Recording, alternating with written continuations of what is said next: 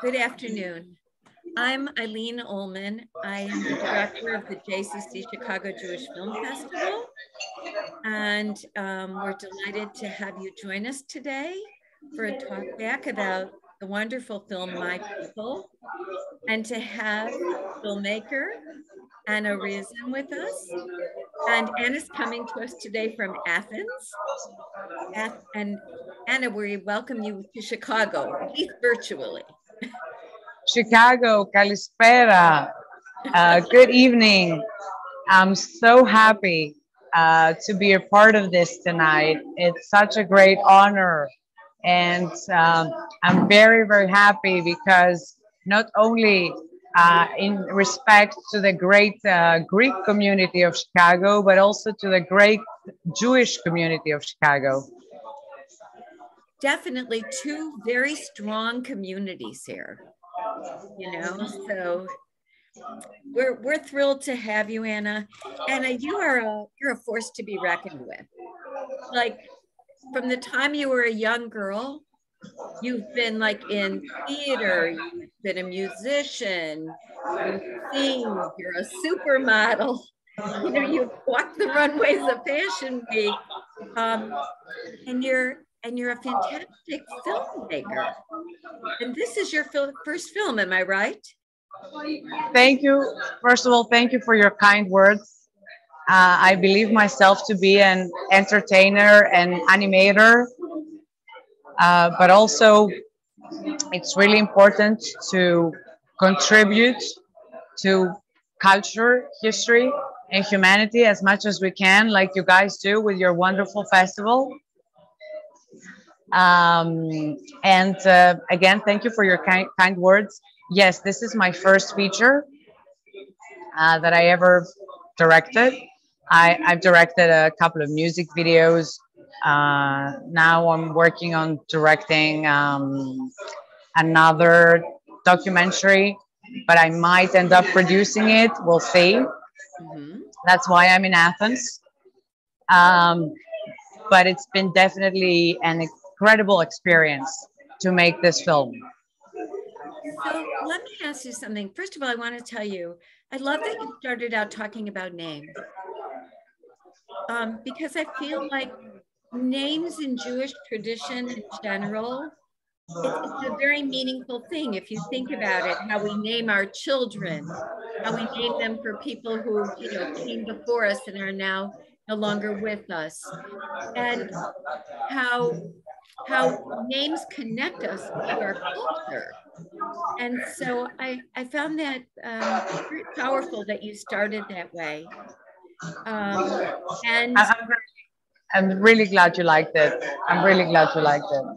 I wondered, in Greek tradition, is there anything around names? Like, is there a tradition in the Greek culture about how you name people? Well, usually people are getting baptized. It's more of a tradition as in Christian religion, which is primarily the Greek, is the biggest thing going on. We're considered to be a Greek Orthodox country. So most people are given Christian names, but also a lot of people are named after ancient Greek personalities. For example, somebody will name their kid Plato or Aristotle or Aphrodite or Hercules. Okay. And definitely it's interesting when we as Greeks, we meet people abroad that they are named after, you know, a Greek god or somebody that comes from the Greek history. Many people name their kids Alexander, inspired by Alexander the Great. Right. But I think what's fascinating about it is the actual meaning of a name. For example, the name Alexander in the Greek language, which is Alexandros, is the man that cannot be touched. Ah, interesting. So I think it's always interesting to look at the history behind a name and the origin. That's true.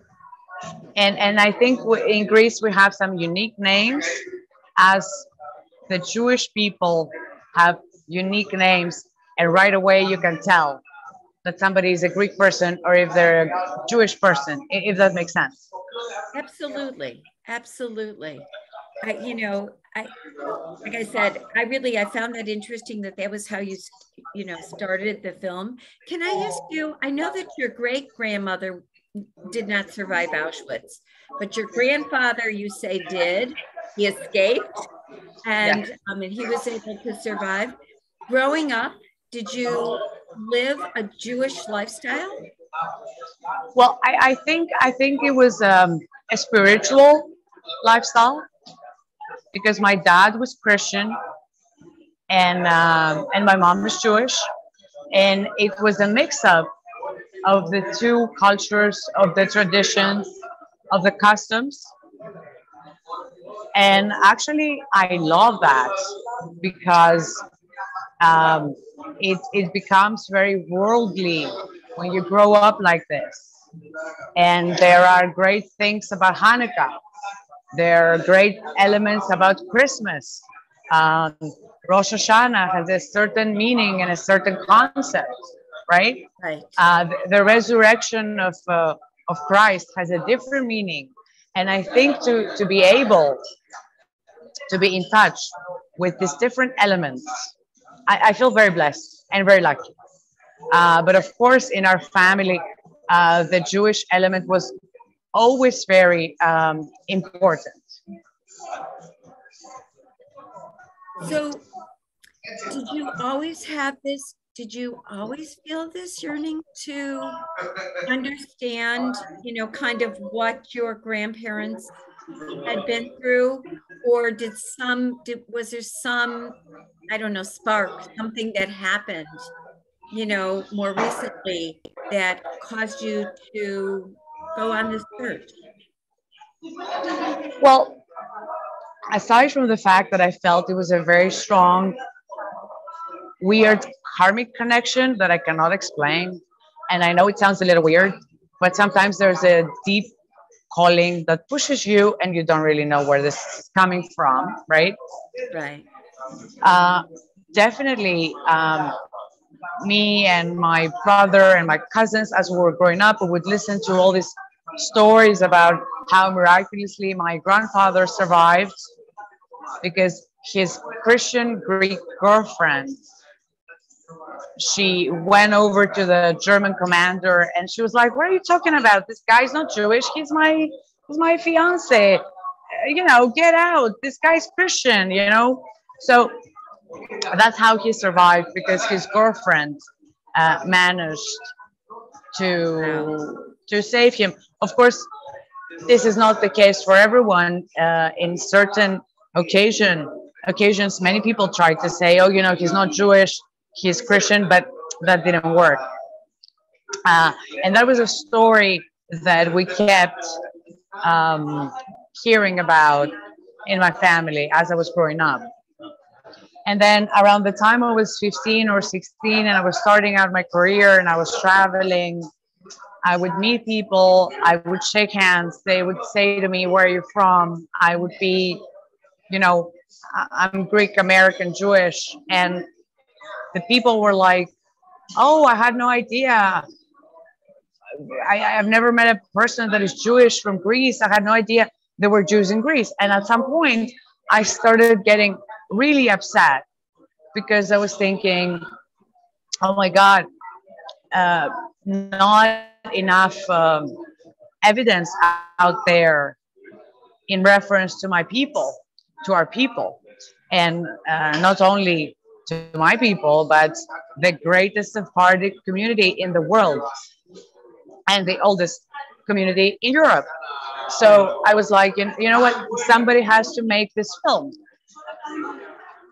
And from the time I was 15, 16 to around the time I was 21, 22, I kept saying, you know, somebody has to make this film, somebody has to make that movie, something has to be done about it. And at some point, my friends were fed up and they were like, stop saying somebody has to do something about it and do it yourself. And I was like, myself, you know, how am I going to do this? And it's an incredible journey because it's an idea I had for a long time, you know. So how did you get it started? Like, how did you get started? You worked with some amazing filmmakers. You worked with Academy Award winning filmmakers and cinematographers. It's evident in the film. But like, how did you do that? Well, it all started a very hot night on my aunt's terrace when I started taking notes on a paper napkin, on a dinner napkin. I still have that napkin.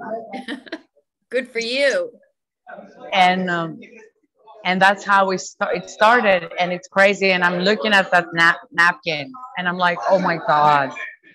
And at first, it was just me and Zaf Haitidis, the cinematographer, who's also a fellow producer. And it was just me and him, and we grabbed the camera, and we were in Berlin for work, for something else. And we flew to Auschwitz, and that's how it all started. And then as I was traveling back and forth, I would travel to New York, to LA for work and things. And I would get in touch with people. And once I said, I'm working on this, these people got fascinated, which was incredible. And I got to hand it to them that, you know, they saw this young girl putting this together, and instead of laughing, which sometimes was the case, they were like, yeah, whatever, she's never going to do that, you know. And they took it seriously, and I showed them some of the footage and things that I had put together. And I was there, I was like, oh my God, you know, what are they going to say? And if they hate it, like, I'm like, oh my God, you know. And they loved it, and they were like, you know, we want to be a part of this. And I was like, oh my God, this is unbelievable. I mean, your team is like a dream team. And, exactly. Right? And you know what? Sorry to interrupt you, but I gotta say, they are amazing people. They are the sweetest people. And I felt it was so inspiring, you know, at the same time that scandals were breaking out all over the world about the Me Too movement and all these men harassing women. And I'm not trying to be a feminist here, but this is a reality that we all need to deal with. It was incredible to be surrounded by a crew or a team of guys supporting a young woman to make her dream come true. And I feel this is so inspiring for many people. The story of how my film got made, because it was just me. I was this young girl, and these guys, older than me, way more accomplished, veterans, many years in the industry, and they got so excited and they supported me, and they were like, you gotta do it. And when my knees were bending and I was like, I can't do this, it's too dark, it's too depressing, you know, I would cry every day. My mom would see me, I looked very unhappy, and she was like, what happened, what's going on? Talk to me, is it a boyfriend, is it something that happened with your friends? I was like, no, that's not it. And she was like, oh my God, it's your movie. Because I had to dig and dig and dig into all this madness. And my knees would bend, and I would call the fellow producers and the other people on the team, and I would say, you know what, I can't keep doing this. I can't, I'm sorry, I can't. And they were like, come on, keep going. And that's very, very inspiring. Did you do all the research yourself? You had so much archival footage, and it was really beautifully done, you know, beautifully edited, and it was a story. I mean, you told us you took us from the beginning of the war through the end. And so did you, I mean, I can't even imagine how much hours of research that took. And were you doing that by yourself? Did you have a team that helped you with the research? Well, the thing is, you know, to be honest with you, I'm gonna be completely honest. It's plain and simple. If we had more funding at the beginning, I would have definitely, you know, put together a team. But the reality was that this is an independent production, and at first I had to do it myself, you know.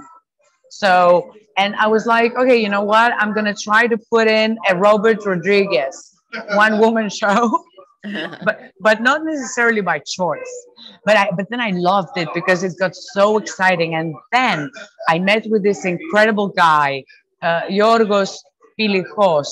He's done an incredible research about Auschwitz, phenomenal, probably the greatest research ever made about the camp.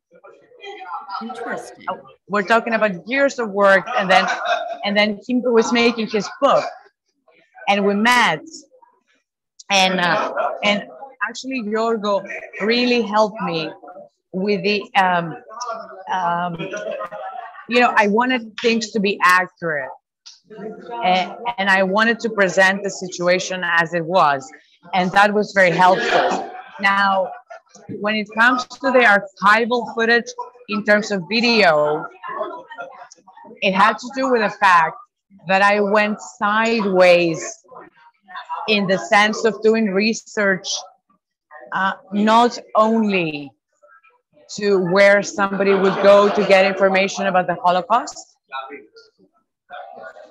I would get more, I would look into specific videos about Spain, about Germany, because I felt that the more archival footage, the biggest the aesthetic result would be. So the viewer could enjoy this more as a fiction film, if, you know, I can say that. Of course, it's a documentary, but I, you know, to have less that documentary feeling of just a photo, another photo. I felt it was very important for the spectator to be able to say, you know what, I see this and I know this is the neighborhood, this is where it happened, this is what happened, and also to be aesthetically pleasant as much as I could to the viewer. Did you, talking about aesthetics, when I noticed, when so I typically watch a film 3 or 4 times when we're showing it at the festival. And you know, I watch it for different things at different times. And what I noticed in watching the film was that a lot of the film was black and white. Even the footage of you in real time, it was black and white, except for maybe your red coat. Or, you know, you might see the sunset a little bit, but for the most part, it was very black and white. And the present almost melded into the past in the way that I was looking at it. And when I was very much aware of color is when you were talking to the survivors, who were all in color. And I wondered, was that intentional? I mean, I'm assuming it was. First of all, may I ask you a question? May I ask you a question? And it's not a vanity thing. I really want to know. Did you like it? I liked it very much. I felt like it was that for me created a big impact, because you became a part of history. So, you know, we all know, like, we are part of history, right? We're on a continuum. There's yesterday, today, tomorrow. And so I did like it. And I hoped that it was intentional and assumed it was. But, and I love that you put the survivors, that you presented the survivors in color, because Yes, they yeah, are here, and they, and they should be in color. They should. exactly. I'm so happy you pointed this out, because that was the concept. The concept was to take everyone from a gray reality to the present reality that we survived and we are here. And these people are alive, and they love life, and they continue to live. And that is a very inspiring element. It wasn't only as a cinematic technique to smoothly take the viewer from the past to the present, but it was to connect how close that past is until now. If you noticed, so many things haven't even changed. And it's important for people to understand, I'm walking down this street and this is where it happened. And now we're making a crossover to the present tense, that we have to make a choice. And unfortunately, my film is now more current than ever, because we need to remind the world that we need to be peaceful. We need to be united, and we need to realize this is a choice. Absolutely. I wondered, as I was watching your film, I wondered about anti-Semitism in Greece today. We don't read much about Greece. You're in America, often, you don't read much about Greece in the newspaper. Is it,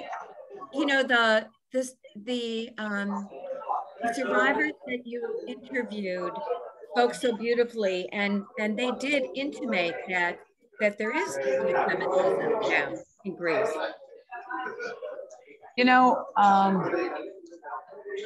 Here's the good news and the bad news.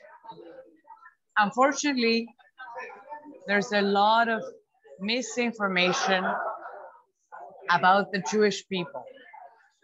And unfortunately, we all know this is global. Mm-hmm. Yes. And a lot of things have been blamed to the Jewish people that we have nothing to do with. Right. A lot of bad people in history, they even claimed to be Jewish, as you know, and they were not. Right. Sometimes I'm like, oh my God, no, this banker is not even Jewish. I'm like, this is a hoax. He's not even Jewish. This is for certain things to be excused. So unfortunately, there is a slight anti-Semitic element that goes from mouth to mouth, that, they did this bad thing because they did that with the banks and the money and this. At the same time, the good news is that this is a very small group of people.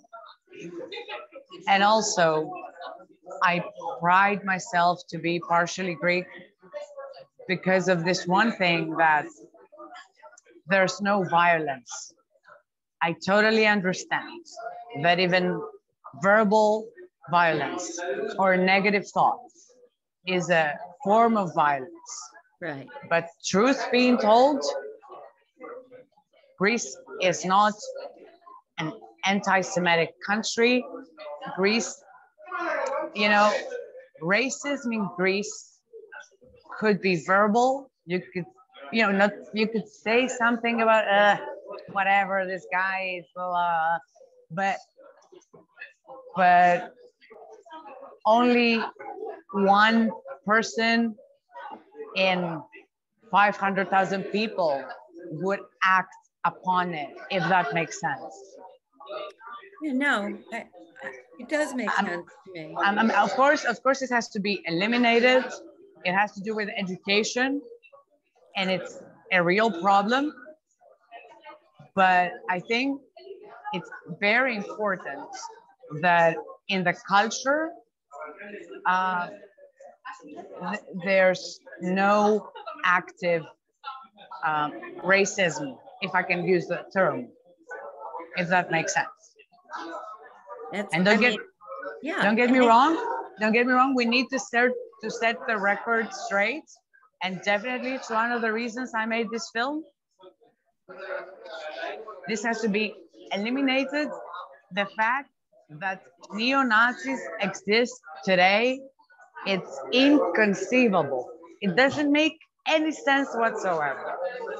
But I feel, you know, there's a reason I feel it's less in Europe, and sometimes we can find it more in America. Here's the difference. In European countries, our grandfathers, our parents, they saw these things happening firsthand. Unfortunately, in other countries, there was a lot of misinformation back in the day, or people didn't know. That's why all these films are important, because it's, of course, people in America that didn't experience World War II firsthand. You know what I mean? Not on our soil. And yeah, so and thank God for them. But at the same time, it makes sense that they cannot be as aware as people are in Europe. That's why education and documentaries are very, very important to show people what was going on, because it wasn't a first-hand experience. My grandparents, they told me these stories firsthand, if that makes sense. Yes. And it's much different to hear something from somebody that has a picture of themselves within a situation and they experienced it. And it's different when somebody reads the news, they read a newspaper, and how much aware can they be? That's true. That's true. I'm not making an excuse, but we need to understand that they didn't experience it firsthand, and we have to support humanity into finding out about things that happened far away from them. That's why even your festival, all these efforts that you're doing are very, very important. Well, we watch a lot of film and specific, and a lot of Holocaust film. And there are very few films that are made about what happened in Greece. Very few. And it's not so much talked about. Do you feel like the church today is as much in alignment? Is that feeling of connectivity to like being Greek by birth and Jewish by blood? Do you feel like that sense of we're all Greeks, that it still exists? I think that if it happened today, it would be the same as back in the day. Some people would help other people, not only if they're Greeks, no matter where they come from, because they're nice people and they believe in unity. And some people wouldn't be as supportive because that's, how they are. Yeah. For example, there's a Christian priest close to where my mother lives. And her sister always sees him, they say hello. And he says, she's my favorite.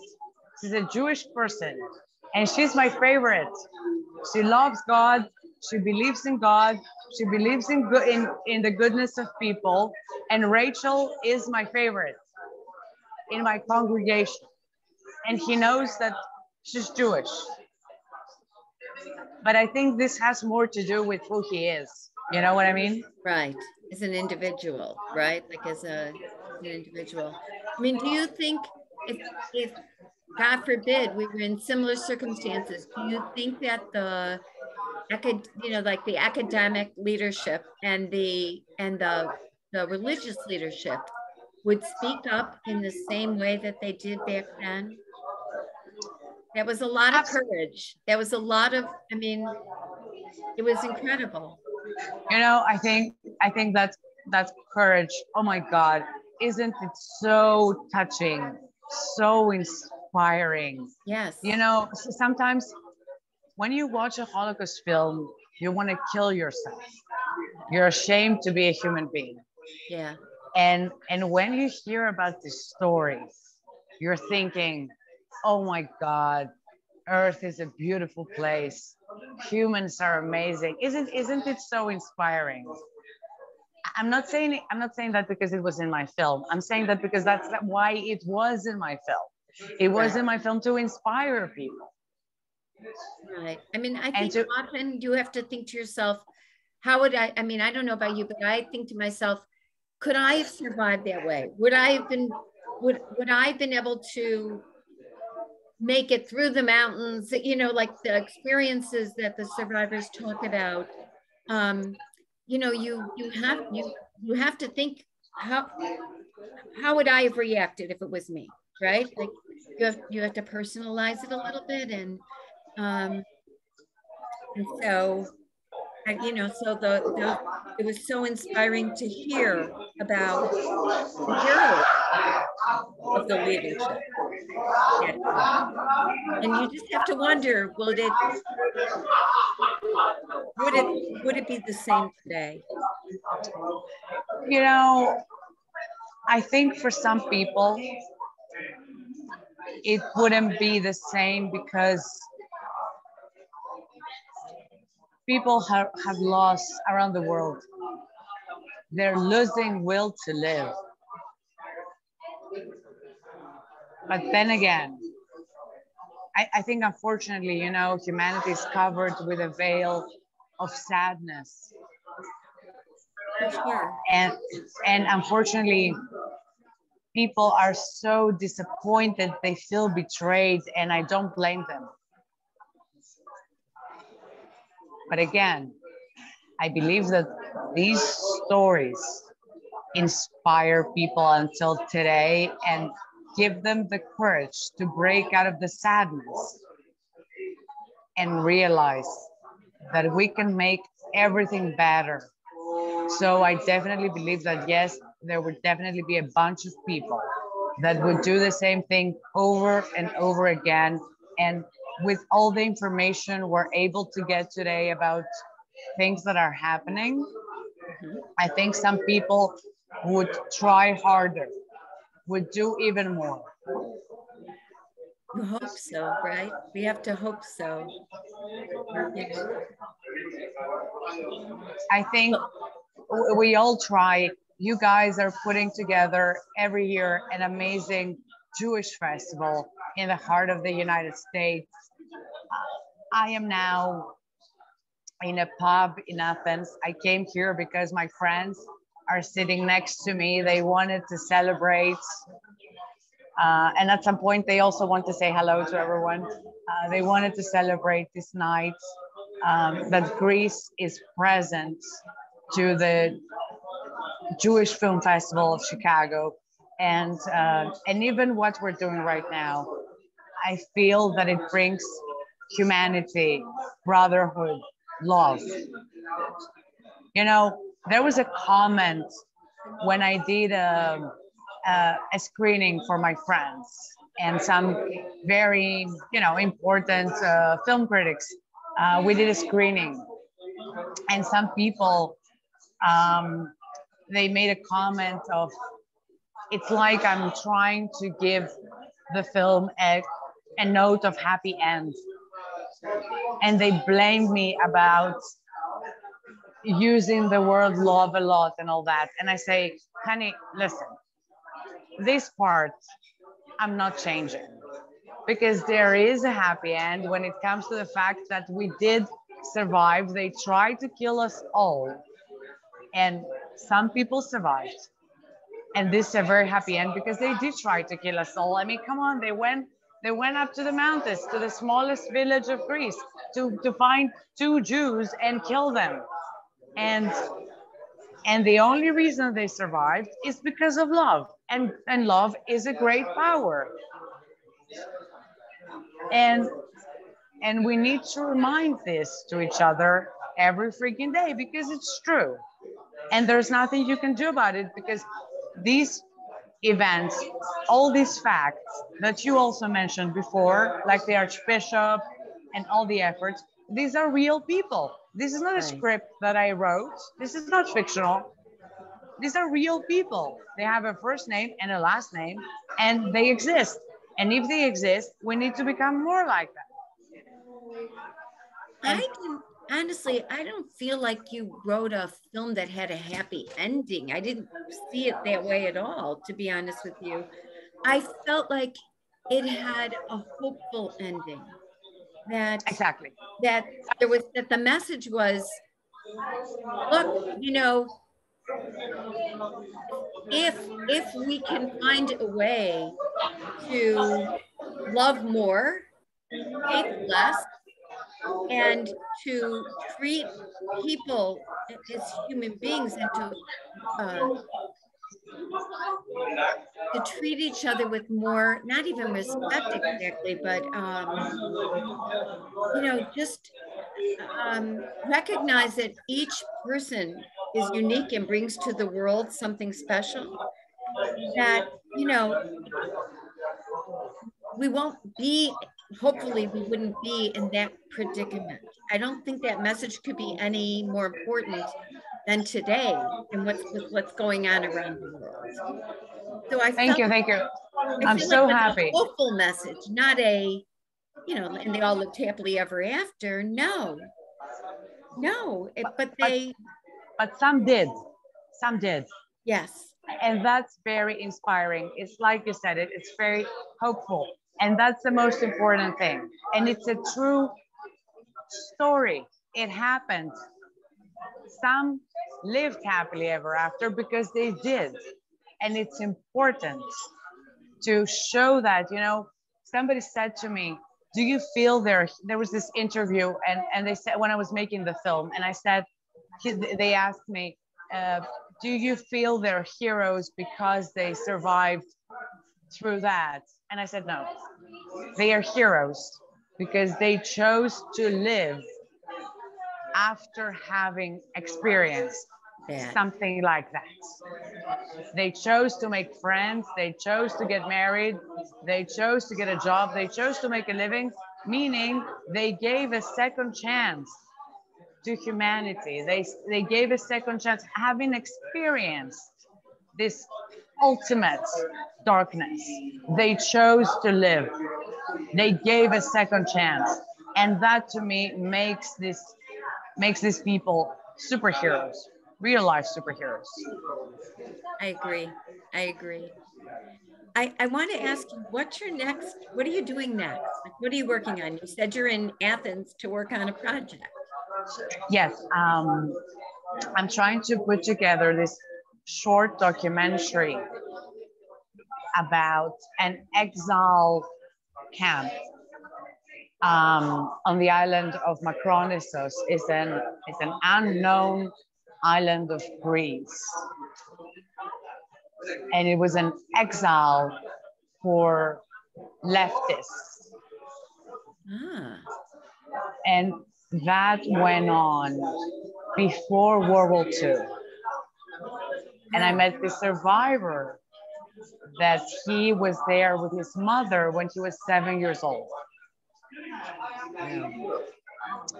And I think it's about time that the leftists and the right-wing people and the Democrats and the Republicans, we all come together and we forget about the political party and just turn this into a nice party for everyone to join.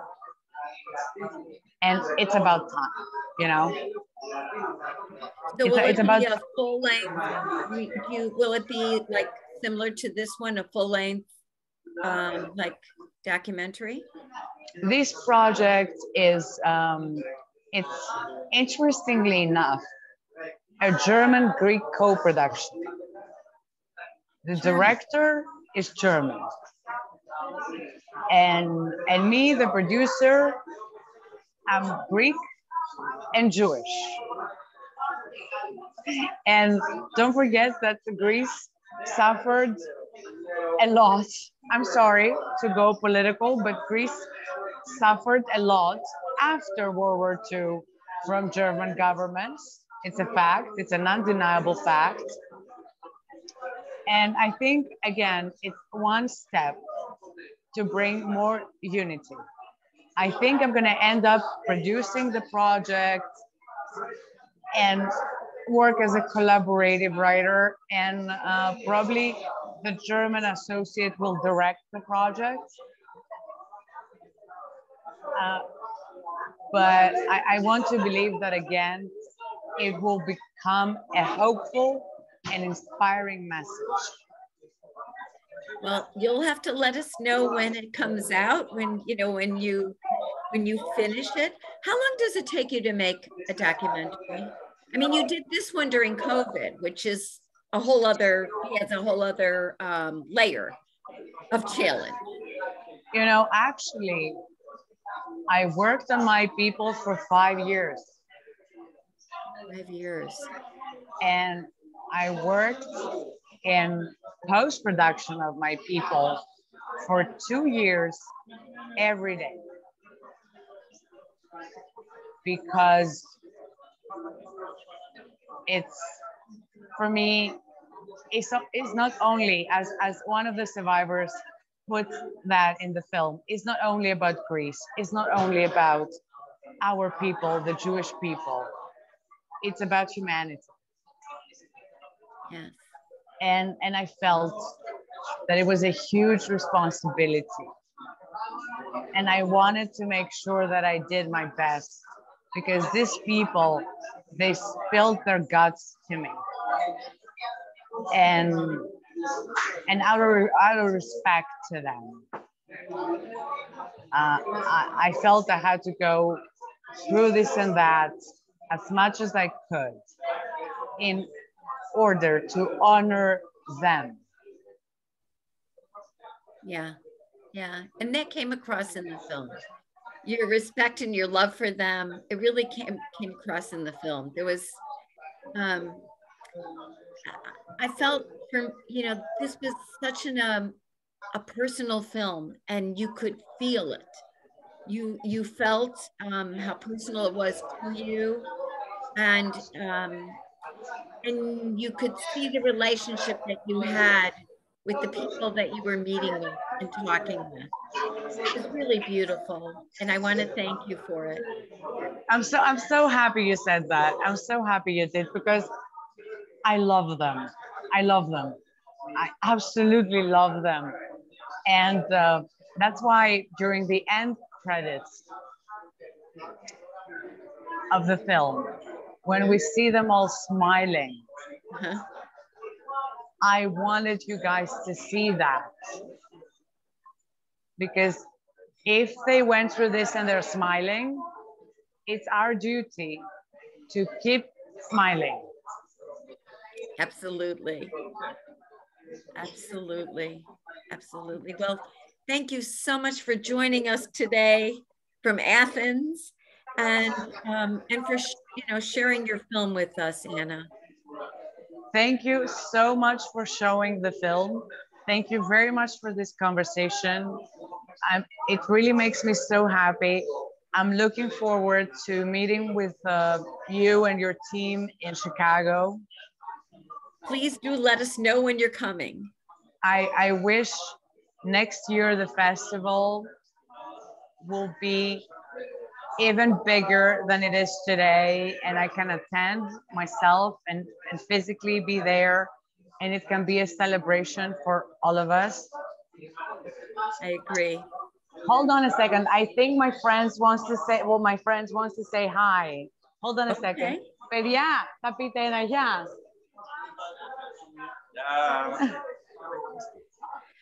Hello.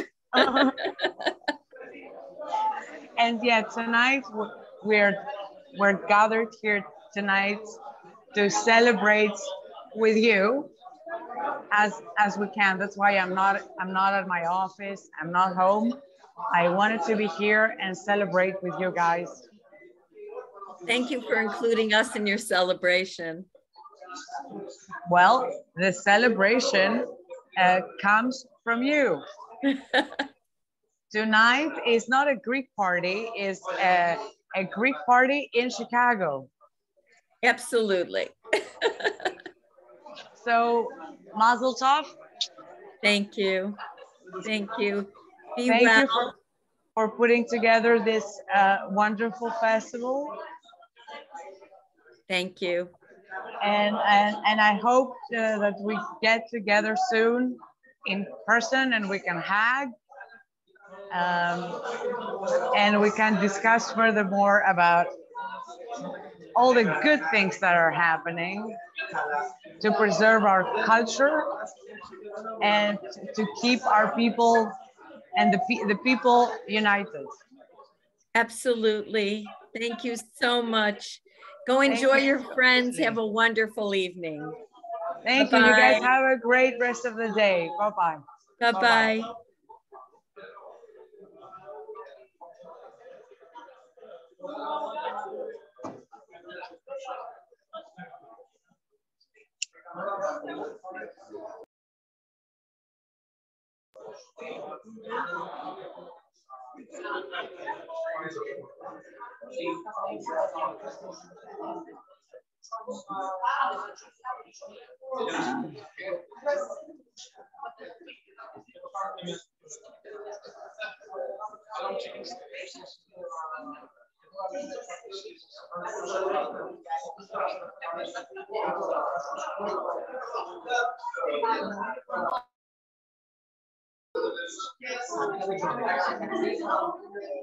Hillary, can you hear me? Are you still here?